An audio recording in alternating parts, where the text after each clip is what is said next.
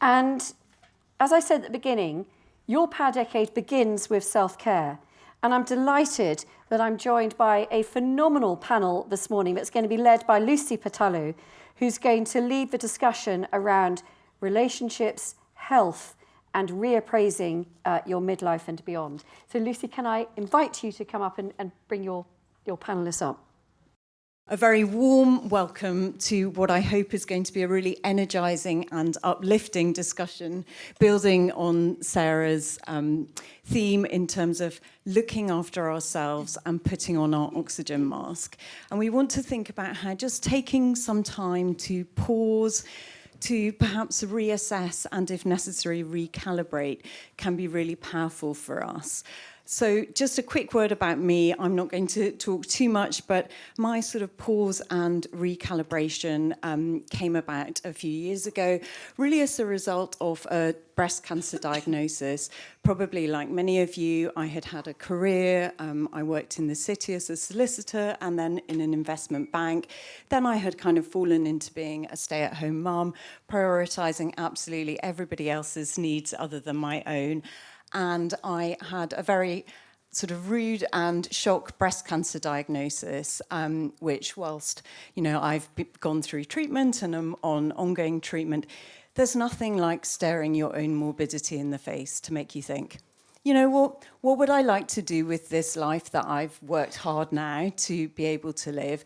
And what have I got to offer people around me? So it really gave me the courage and the fear to acknowledge, and I know this is something that Jules is going to talk about, but the fear to acknowledge that, I had been restraining myself and holding myself back from really starting to work in the wellness space, which I'd always been interested in, around silly thoughts like, are my thighs thin enough to be a credible fitness instructor?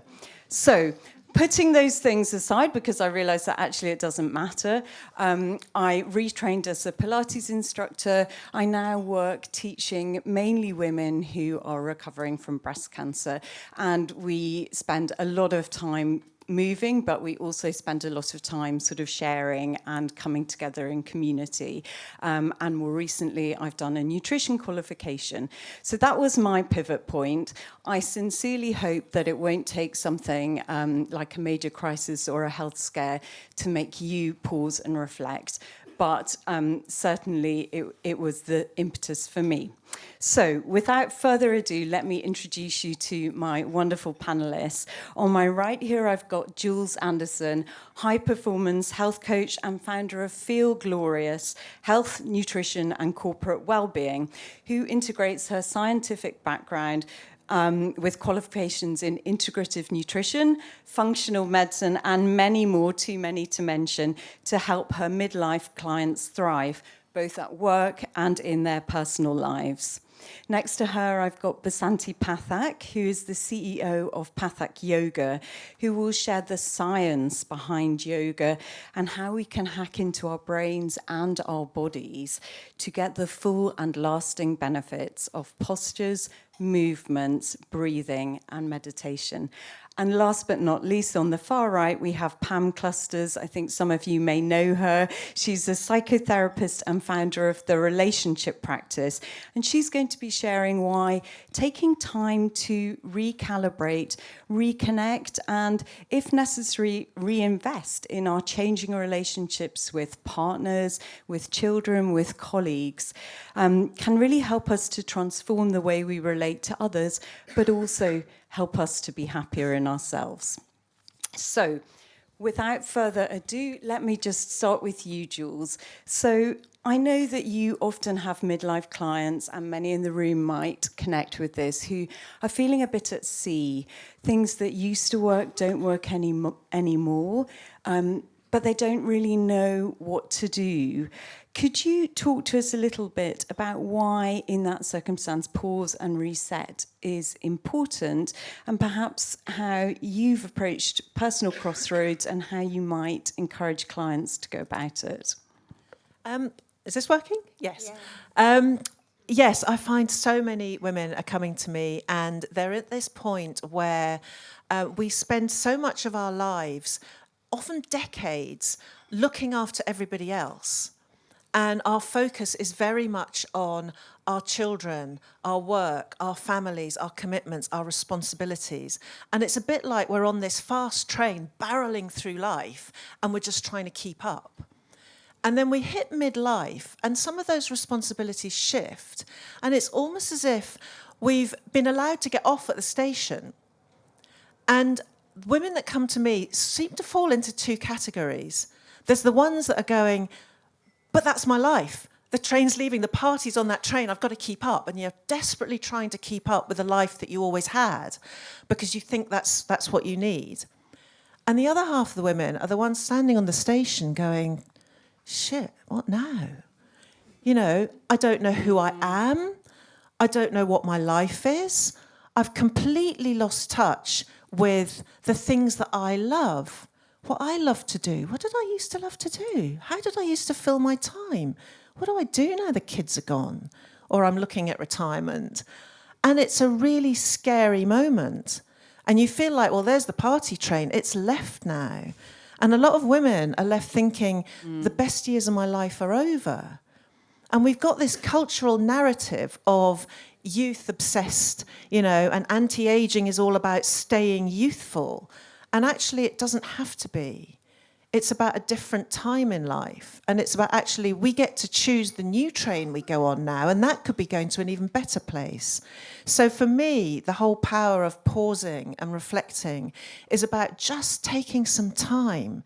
Don't be in a rush to keep following that train, and don't sit regretting and thinking that was it. You know, I'm in a slide now into, you know, middle age.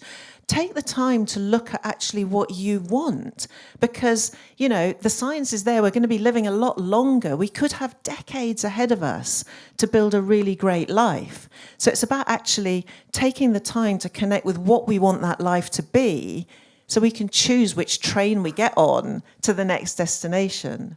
So that's the power of the pause. Thank you, Jules. That's really helpful. And actually, it's a really good intro to Bassanti, who I know you had to be brave enough to take that time to hold the mirror up to yourself at a period when you were busy with your work and you realised that perhaps you needed to reinvest in self-care. Could you share a bit? Yeah. Oh, yes, that's definitely working. Yeah, very happy to. And I just want to say, when Sarah asked the question, could you do more for yourself? Raise your hand if you could. We all raise our hands. Because I think there's this misconception that when you work in the well-being space, and you should know better, that you do all the right decisions, but you don't make those decisions because you also get busy. And that's kind of what happened to me. So my history is I started learning yoga when I was 4 years old from my Indian father. So that's always been part of my life. I found my way to meditation much, much later. And I always thought maybe that's not for me. It's like poetry. I just don't know what to do with that. And then when I was around 30, it somehow worked for me. And I was very surprised, actually. But I kept up meditation for 10 years, for longer than 10 years. And my sister and I started the company Pathak Yoga together to just de-stress the workforce, those people who actually need it the most. And that was 10 years ago. And about a year ago, I started to sort of shift a little bit, still doing the corporate yoga, but also working more with organizations of change to reappraise how yoga is perceived in the West, because I'm adding basically the neuroscience and quantum physics and epigenetics to it to actually explain to people who would not be your natural yoga fit, who don't know what to do with that, who think it's for hippies, it's spiritual, not for me. So that's what I've been focusing on. And while I'm really passionate about that, it's brought with it a lot of stress. And I think stress is one of those things that's very personal. You know, no one can tell you this is not a situation to get stressed about, because if that happens in your body and all the stress hormones are going through you, that is what happens. So you just have to accept it. I was surprised by it. And what happened then was that about, actually at the beginning of this year, I stopped meditating. And I still know when that was. I had my nephew with me and I had him for 2 weeks and he's got special needs. And it was a very, very intense period of time. I love doing that because my sister and I are super close, but it also took a lot out of me. And in that time, I stopped meditating and then somehow didn't start again, because that is what happens. We stop doing something and then we don't start again. And then before you know it, 6 months down the line, I hadn't meditated. And my husband said to me, me, you have changed as a person. I was like, oh my God, don't say that. But he was completely right. And he then also qualified it. You know, you are still the same person, but you're also not. Because when you're stressed, and he's the same, he said to me, when I'm stressed, I'm also a different person. And actually what happens in the brain is exactly that. Your emotional centers hijack your logical thinking mind so that you become a different person. So that was a wake-up call for me, and it still needed more than me just saying, okay, tonight I'm going to meditate again. It needed a friend of mine who's a neuroscientist or is doing her PhD in neuroscience and is doing a study on, a stress study essentially, on how yoga nidra, a particular type of meditation, can change the architecture of your brain. And I took part in that, and that was my nudge. And then 2 months later, I realized that I got this comfort blanket back that I didn't even know I'd had beforehand, and that then was gone. And it's sort of like, you know, being in a nurturing relationship versus not. It's the difference between coming back to a flat and coming back to a home. And that's the feeling that it gave me. And meditation can be lots of different things. I do body scan meditations for myself and yoga nidra for those months. But it can be as simple a thing as just breathing in a certain way that calms you down. I know that the power of breath and just reconnecting can completely reset the energy.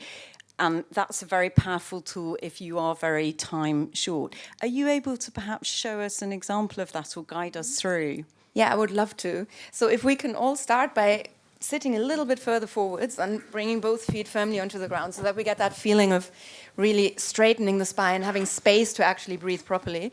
And most of us breathe up here, so clavicular breath, intercostal breath, and not right here. And maybe that's also because we don't want the tummy to show. So what we'll do now is we'll bring a hand onto our stomach. You can bring the other hand onto your chest and close your eyes. And then take a really slow breath in through the nose. And sigh out. And again, breathe in. And sigh out. And one more time, inhale. And let go. And keep the eyes closed and keep your hands where they are if that's comfortable. And just notice how the stomach moves. Sometimes we just don't take the time for that. And every time your stomach moves when you breathe, you're activating the larger part of the lungs, that lower part of the lungs. And when that happens, we get that efficient gas exchange, and we're activating our parasympathetic nervous system. So that part of the nervous system that's responsible for calming us down. So immediately we're calming ourselves just through the breath, and nothing else is needed. No happy thoughts, sometimes we just don't have them, but just the breath and long exhalations. Thank you so much. I hope we're all now feeling ready to learn from Pam. And I must say, the one thing that I return to every day through scans, through treatment, through my women, is always take it back to the breath. So thank you. Pam. So, how wonderful. Pam, Thank you for that. Because I was just going to say, for some of us, it might be an obvious time to look at relationships. Perhaps there's a crisis or a major change. But for others of us, perhaps like Jules said, we're just barreling along and we don't give much thought to it. Why would you encourage us to have a bit of a think about this?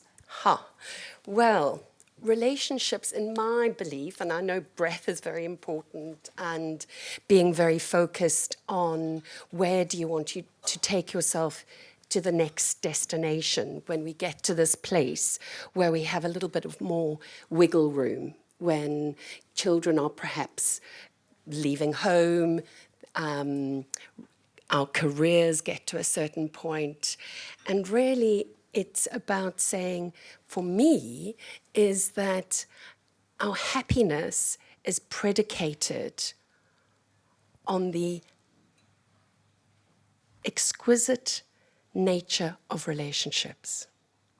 Because in essence, my belief, and it's backed up by all the big thinkers, so I'm not sucking my thumb on this one, is that actually, if every single person that comes into my practice is actually right at the core of it, is looking for love, is looking for connection, is looking to give love, to receive love. And that is the connectedness that we all have. And in a small way, we're experiencing that today between all of us. The lovely smiles, the eye contact, that's connectedness. But when we look towards our love partner, we have to reinvigorate that. We have to make sure that it's our primary love connection that predicates our happiness in all aspects of our life. It's terribly hard when things are going wobbly at home with our love partner, our family, to then head out into the world and be the person that can manage empires and that can conquer the difficult moments in life. It's that interconnectedness that is actually the very thing that is the bedrock of our survival as a human species. And I could go into that, but I won't, because I know Sarah will go, oh, God, come on, Pam. but not yet, good. But it is our survival to have good relationships. That is what enables us to navigate through a whole range of difficulties. So people who come to my practice are doing exactly what we're talking about today. They're pausing, they're resetting, and they're recalibrating. The one thing that we aren't told in terms of our relationships is that all relationships have to go through that process. And the thing about that moment where we think, oh, crumpets, the kids have left home, hang on a minute, sorry, I know I'm married to you, but can you just remind me why we did that thing? Because actually we've been so busy working at life, so busy getting our children through GCSEs and A-levels and, getting into universities, that there is pretty little that we're giving to our love partner. Yet it's that connection, our primary relationship, that predicates everything else. And so, that is the moment we need to draw breath, reset, recalibrate. And one of my most favorite quotes, and if you take nothing from me today, please take this. As adults, we often have 2 or 3 significant relationships, often with the same person. We have to recalibrate. You are at a fabulous decade now. This is your moment to say, hey, let's bring some spiciness into our lives. What are we going to co-create for the next chapter? How do we take all the good stuff that we've created and focus it forward and enjoy all that stuff? So there we go. Interesting, Pam. So while we're all considering what our sort of different personas and alter egos are doing in our relationships, Jules, when you have someone come to you, apart from telling them to speak to Pam and do some yoga, you ask them to take a deep dive and you use your background in Western science and your many experiences of complementary approaches as well. What would you say to someone? How would you help them?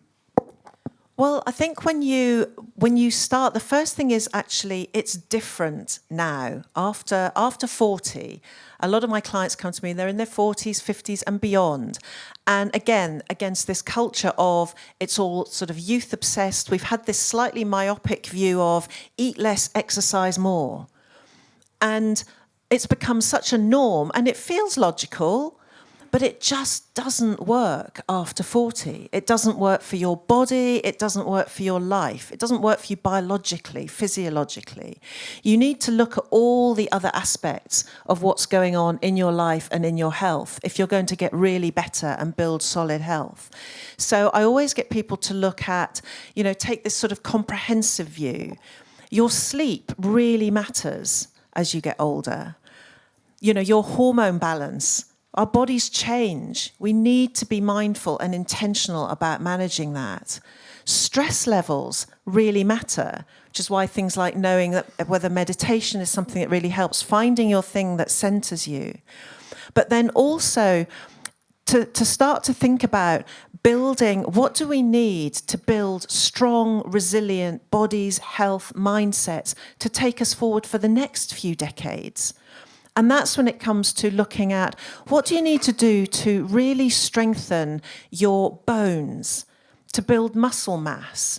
This isn't about weight loss and toning and having buff abs anymore. It's about building really strong bodies so that when you're in your 60s, 70s, 80s and beyond, you can still go up. I've got a friend whose mother started running marathons in her 60s, and she's run up mountains and all sorts of things since then. But you need to think about, how do you build those strong bones? How do you build strong cardiovascular health? How do you build really good brain health going into the future? Because that's a really important thing to be thinking about.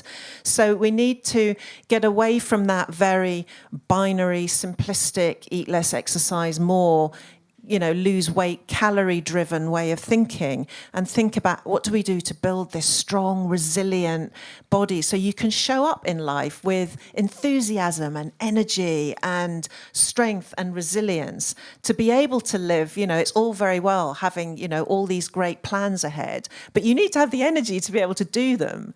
So I always encourage people to look at that much bigger picture and build that, think of things in the longer term.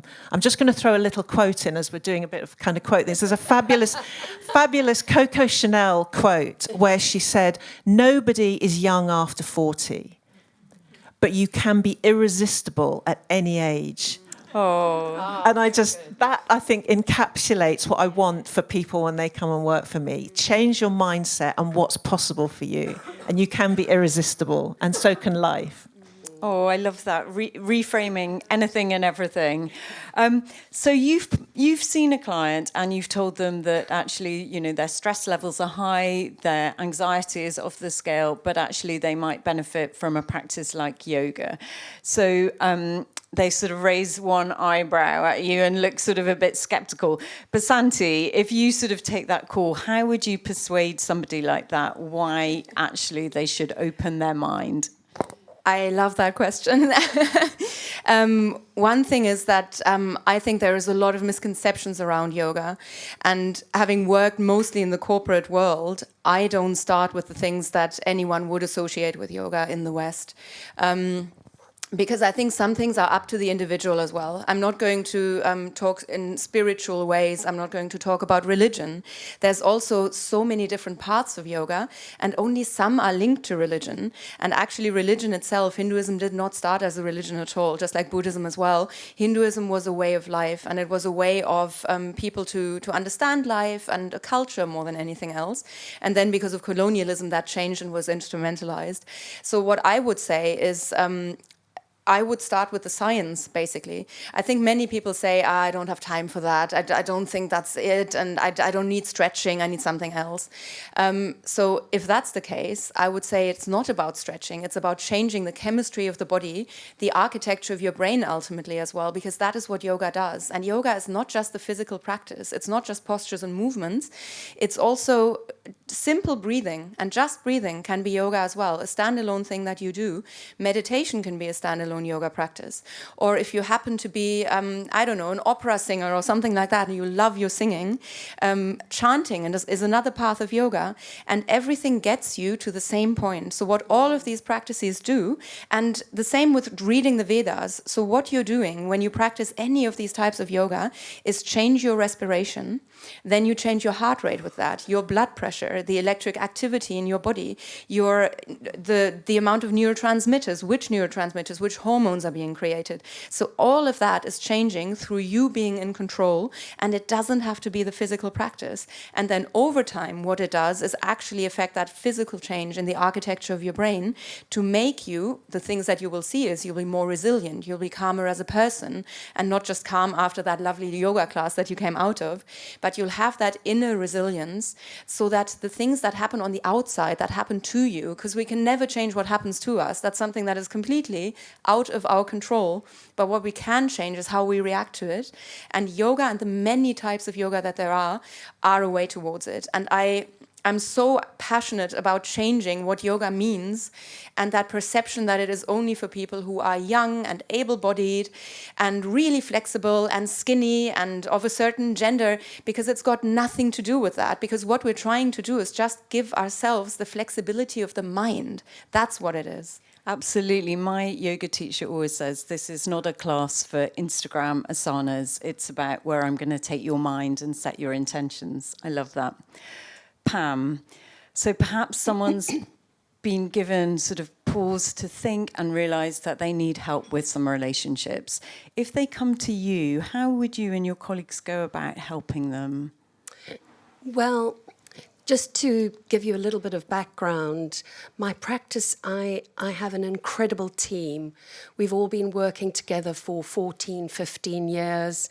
We know each other terribly well. I have two family therapists, I've got a sex therapist, I've got two young people's therapists. So when people come to my practice, they come to me and I hold them and make sure that they see the right person.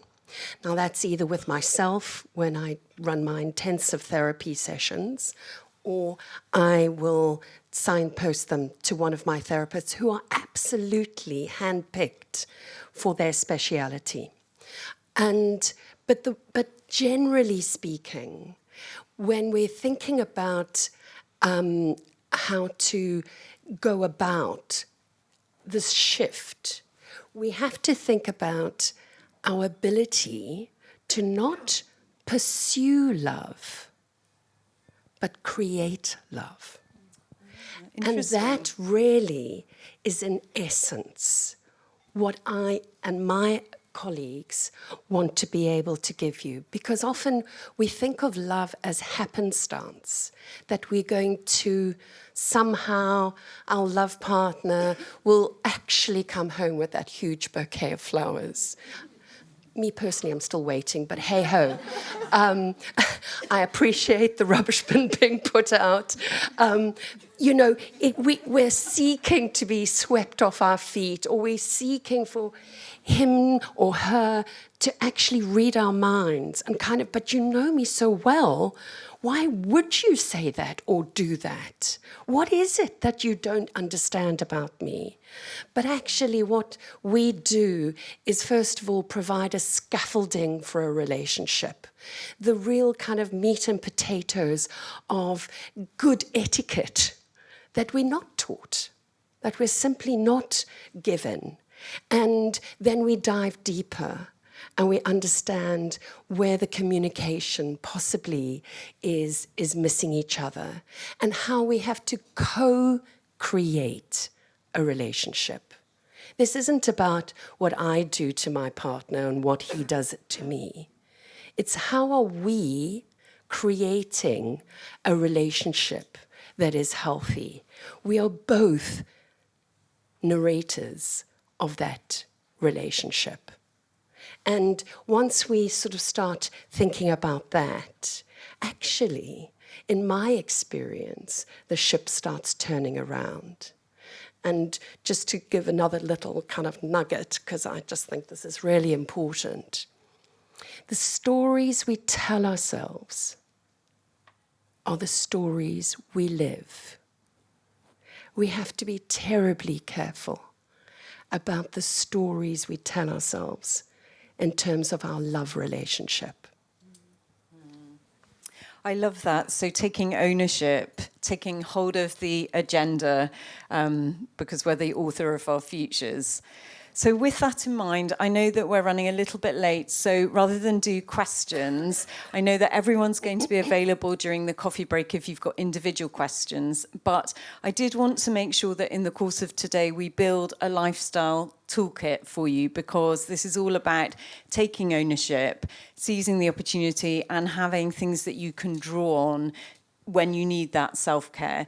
So I'm going to throw my one into the lifestyle toolkit, the one thing that I would prioritize over everything else. And as a Pilates teacher, you will expect this. It's movement. Now, it doesn't need to be going for a run or doing a gym session, but our bodies were not made to sit still. I'm already feeling a bit agitated sitting here, but move your body every day if you can. Just the recalibration that gives your mind. If you can incorporate a little bit of intentional breathing, great. If you can do it with some friends and have some community, if you can do it outside and get that healing power of nature.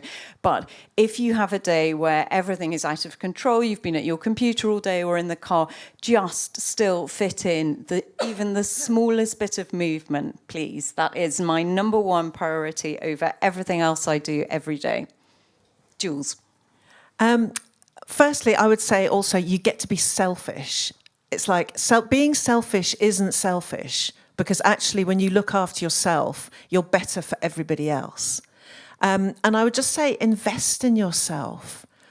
Invest time, invest attention, and, invest some money if you need to. There's so many great experts here that when you need some expert help, whether it's someone who can really teach you about yoga or help you get to the nitty-gritty of your relationship, just spending some time and some money and some attention. Yeah, you can Google all this stuff, but that's not valuable.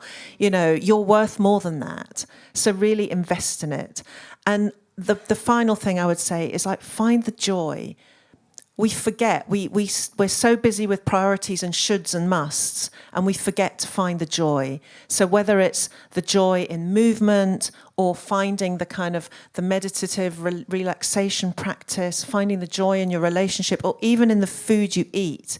Even when I'm talking to clients about cleaning up their diets or trying to find a way of eating more healthily, it's still about finding the joy in eating again.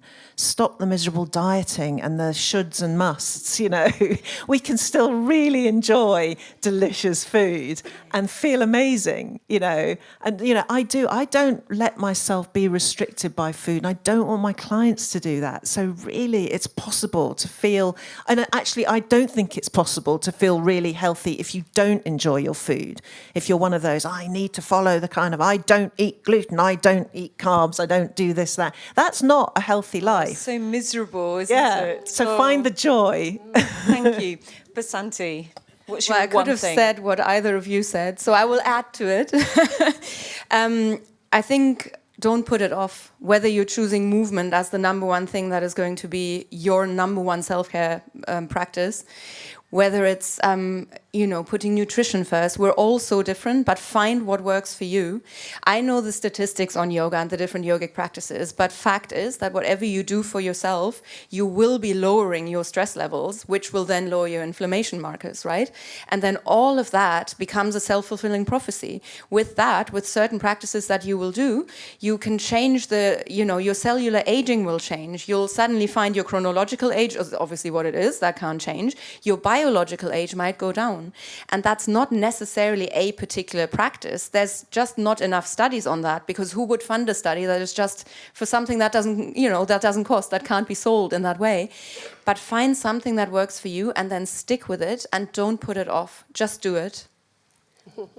Thank you, Pam. First of all, I just want to really back up what both of you have said. We've got to have self-care as well as looking after our relationships. The two things that I'd like to give you, and they may seem really, really small. The first is part of the scaffolding that I was talking about, the nuts and bolts, just one of the finer things. How do you say hello and goodbye to your love partner? When you walk in through the door, is it little snuffles and then, oh, where's this? And, oh, hi, yes. I mean, really, how do you say hello? And how do you say goodbye? Because those are the bookends of your relationship. And it just take the moment to actually say hello and goodbye. So that's just one little thing on the scaffolding. Let's think about some of the juicier stuff in the middle. Remain curious. Yes, we might have been married for 100 years. And yes, we know that he's always going to choose the sirloin steak with the pepper sauce. But actually, we don't actually know what's going on in our love partner's mind. And we stop being curious. And when we first met, we asked so many questions. We were curious. So how do you like this? What would you like to do? If you had £1 million, what would you spend it on? Remain curious, because that is the essence of connection. There we go. Thank you, Pam. So while we all go to quickly message our loved ones, and that we didn't give a second thought to us, we rushed out the door and say, hi, how are you? Love you. Thanks for your support. Ladies, what a fantastic panel, phenomenal advice. I think what's clear is we all owe it to ourselves to make time for our own wellness, because if not, we're going to be forced to make time for our illness, and we won't be the best version of ourselves for us and for everyone around us that we care about. So thank you, that was fantastic.